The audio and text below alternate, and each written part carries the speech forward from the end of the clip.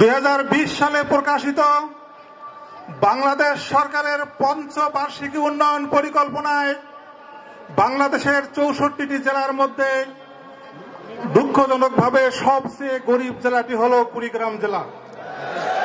সহজভাবে বলতে গেলে বাংলাদেশের এই ঐতিহ্যবাহী জেলাটি বাংলাদেশের 64টি জেলার মধ্যে প্রত্যেক 100 জন মানুষের মধ্যে 71 জন মানুষ প্রায় দরিদ্র সীমার কাছাকাছি বসবাস করে। সম্মানিত কুড়িগ্রামবাসী, মহান মুক্তিযুদ্ধে কুড়িগ্রামের ঐতিহাসিক ভূমিকা ছিল, কিন্তু দুঃখজনকভাবে মহান মুক্তিযুদ্ধের পর দেশ স্বাধীন হওয়ার পর আমরা পৃথিবীর মানচিত্রে কুড়িগ্রামকে দেখতে পেয়েছি বাসন্তীর কাপড়ের পরিবর্তে জালের পোশাক পরতে। বিগত ফ্যাসিস্ট সময়ে আমরা দেখতে পেরেছি এই কুড়িগ্রামে ফেলানির লাশ ঝুলতে।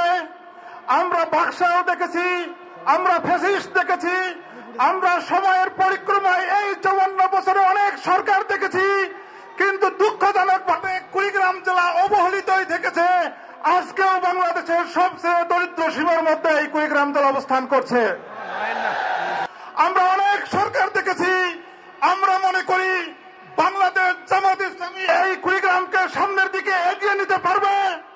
আমরা মনে করি এই কুড়িগ্রামের মধ্যে 24 লক্ষ মানুষের মধ্যে প্রায় 20 লক্ষ, 15 লক্ষ বা 16 লক্ষ যে যুবক আছে বাংলাদেশের সরকার। আমরা মনে করি আজকের অনুষ্ঠানের সম্মানিত প্রধান অতিথি সম্মানিত আমিরে জামাতকে আমরা কুড়িগ্রামবাসীর পাশে চাই। আমরা যেন কুড়িগ্রামের প্রত্যেকটি মানুষকে নিয়ে একটি সমৃদ্ধ কুড়িগ্রাম করতে পারি। এই সমৃদ্ধ কুড়িগ্রামের প্রত্যেকটি যুবকের জন্য কর্মসংস্থান হয়।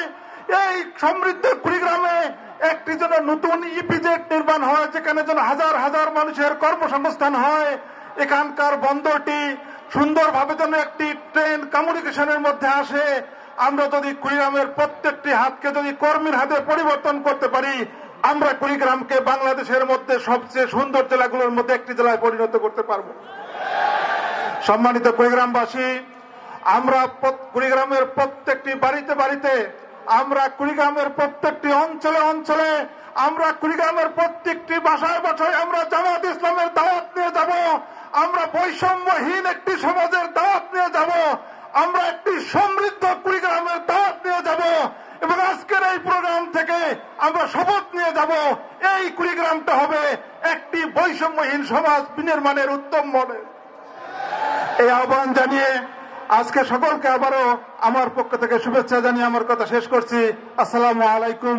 বাংলাদেশ জিন্দাবাদ, বাংলাদেশ জামাত ইসলামী জিন্দাবাদ।